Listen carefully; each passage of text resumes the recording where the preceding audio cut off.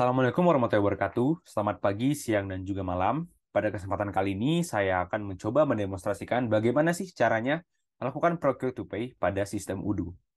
Oke, hal pertama yang akan kita lakukan adalah kita akan membuat suatu skenario yang akan kita coba demonstrasikan ketika kita melakukan procure to pay. Oke, di sini saya mempunyai skenario, yaitu suatu PT, yaitu PT akan hadir, merupakan sebuah perusahaan yang bergerak di bidang konsultan IT. Pada saat ini, PT akan hadir memerlukan penambahan karyawan untuk melakukan proses bisnis yang terjadi pada PT akan hadir, yang saat ini semakin besar dan permintaan dari konsumen yang secara signifikan semakin meningkat. Dengan demikian, PT akan hadir setidaknya akan membutuhkan 15 karyawan baru dengan penambahan meja serta kursi yang baru untuk karyawan baru yang akan masuk nantinya. Pembelian akan dilakukan PT akan hadir kepada PT Azure Interior. Anggaran yang dimiliki PT akan hadir berjumlah 3.750.000 dengan harga satu set meja dan kursi adalah 150.000 dan 100.000. Pada proses penerimaan barang dari supplier yaitu PT Azure Interior, bagian warehouse akan langsung menerima barang dalam satu proses pengiriman. Kemudian pada bagian finance dan accounting akan langsung membayar lunas barang yang dipesan dalam satu tahapan dengan menggunakan bank sebagai metode pembayarannya. Skenario ini akan memiliki tiga macam user. Yang pertama itu adalah Pierce yang bagian dari purchase, kemudian ada Wawan sebagai bagian dari warehouse, dan yang terakhir ada Verb sebagai bagian dari finance and accounting. Oke, kita langsung aja mendemonstrasikan bagaimana caranya procure to pay pada sistem Odoo. Hal pertama yang akan kita lakukan adalah membuat user yang sesuai tadi yang telah saya jelaskan pada skenario sebelumnya. Untuk membuat user, pertama-tama kita harus berada dalam mode developer untuk pada website Odoo ini. Seperti yang telah dijelaskan pada pertemuan sebelumnya, kita bisa melakukan mengactivate suatu developer mode itu dengan cara kita hover ke setting pada bagian kotak ini. Kemudian kita langsung scroll ke bawah dan di sini ada developer tools dan kita tinggal activate the developer mode. Tanda kita sudah dalam developer mode adalah tanda bug ini. Oke, kita sudah di developer mode, maka kita akan membuat user. Cara membuat user, kita hover ke bagian setting, kemudian dari setting kita ke bagian user and companies, dan dari sini kita bisa coba create user. Di sini saya telah membuat 3 user, yaitu ada Verb seperti yang telah dijelaskan sebelumnya, kemudian ada Pierce dan juga Wawan. Kita coba melihat detail dari salah satu user ini agar kita mengetahui bagaimana sih caranya create user. Oke, pertama-tama ketika kita ingin create user, kita akan mengklik button create ini. Nah, nanti kemudian akan hover ke bagian form seperti ini. Kita tinggal isi nama, kemudian kita isi email address sesuai preferensi kita, lalu kita user type adalah internal user, kemudian, nah ini ada hal yang perlu kita perhatikan ketika kita membuat user. Ketika kita membuat user, maka ada spesifikasi tertentu seperti Pierce sebagai seorang purchase, bagian purchase, ataupun Wawan sebagai bagian warehouse dan juga First sebagai finance and accounting. Ada satu hal yang harus kita perhatikan di bagian form di sini.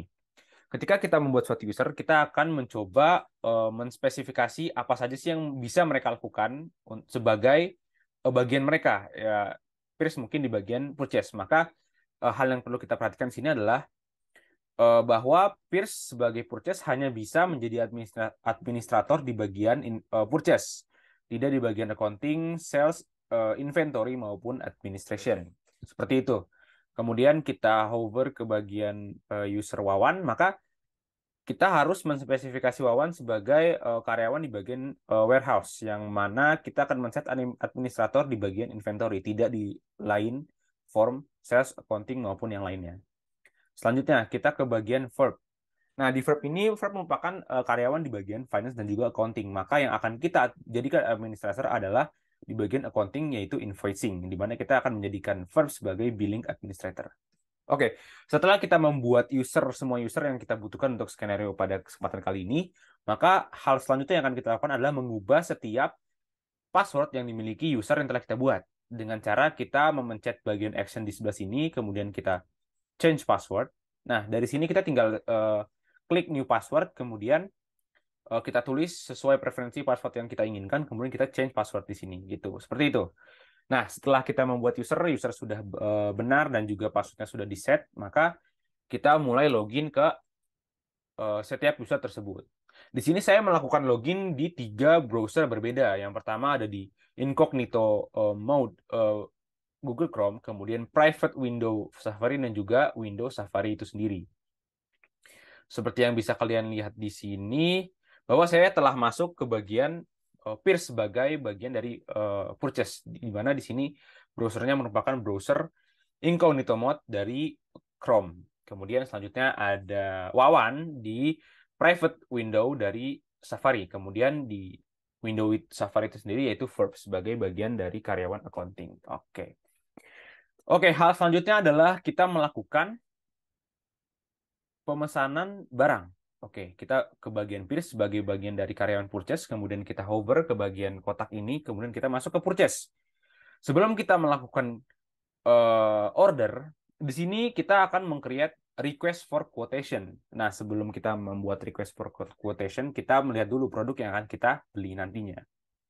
Di sini kita ke bagian produk, kemudian pencet produk. Nah, kita di sini bisa lihat apa sih yang dibutuhkan oleh PT Akan Hadir. Nah, seperti yang telah dijelaskan pada skenario sebelumnya, bahwa PT Akan Hadir akan membutuhkan setidaknya 15 kursi dan juga 15 meja untuk 15 karyawan baru. Di sini kita bisa lihat ada large desk di sini. Dan juga ada office chair black. Dua barang tersebut yang nantinya akan kita coba purchase atau kita coba order seperti itu. Oke, kita balik lagi ke purchase. Nah, kita akan create request for quotation. Di sini kita bisa pencet create, kemudian di sini kita vendornya itu yaitu PT Azure Interior. Sini tadi udah di ini. Oke. Oke, setelah kita mengklik vendornya, kita telah memilih vendornya, kita akan mencoba add product. Di sini kita tinggal klik tombol add a product, kemudian kita coba tulis apa yang ingin kita beli. Nah, di sini kita akan beli large desk di sini, kemudian dengan quantity yaitu jumlahnya berapa? Jumlahnya adalah 15. Nah, jumlah 15, unit price-nya tadi seperti yang telah disebutkan di skenario yaitu large desk unit price-nya merupakan 150. Seperti itu. Ya.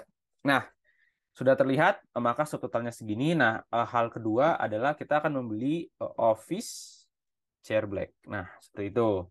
Dengan quantity sama juga 15, lalu untuk harganya adalah 100.000.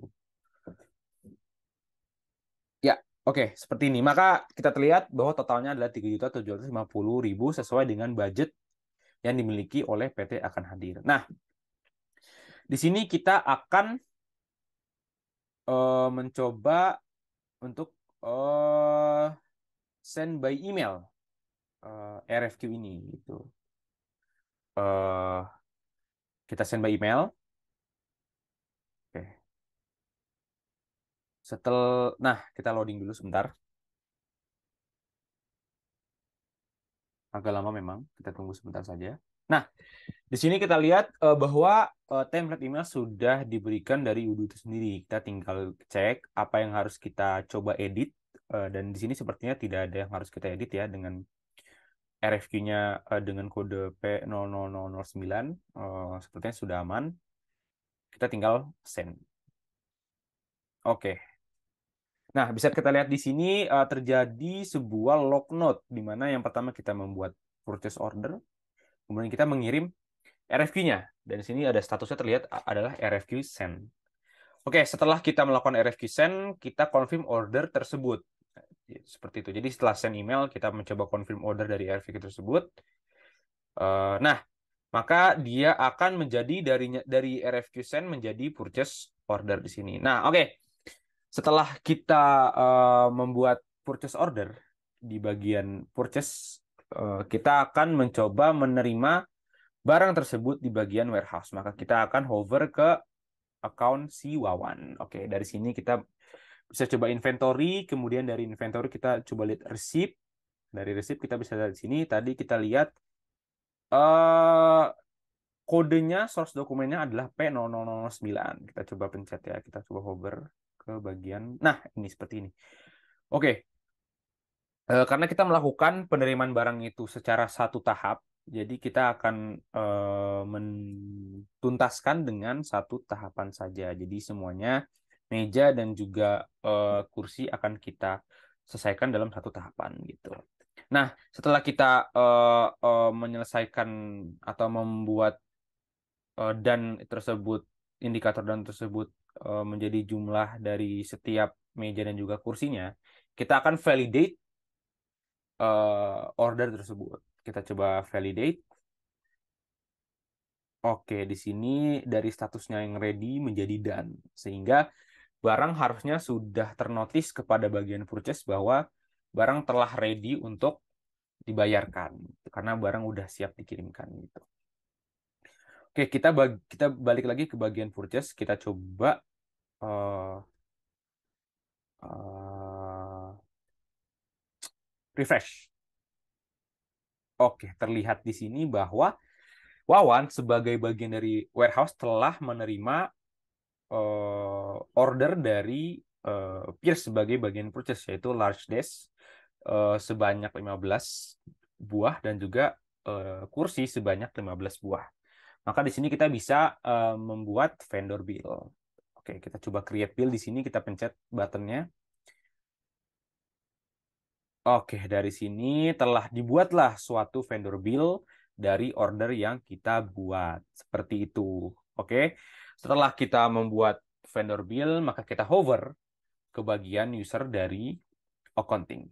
Oke, kita coba. Sama halnya seperti dua user sebelumnya, kita ke bagian ini, kemudian kita ke invoicing. Dari invoicing kita lihat mana sih yang sesuai dengan apa yang di vendor bill-kan oleh bagian peers. Seperti itu.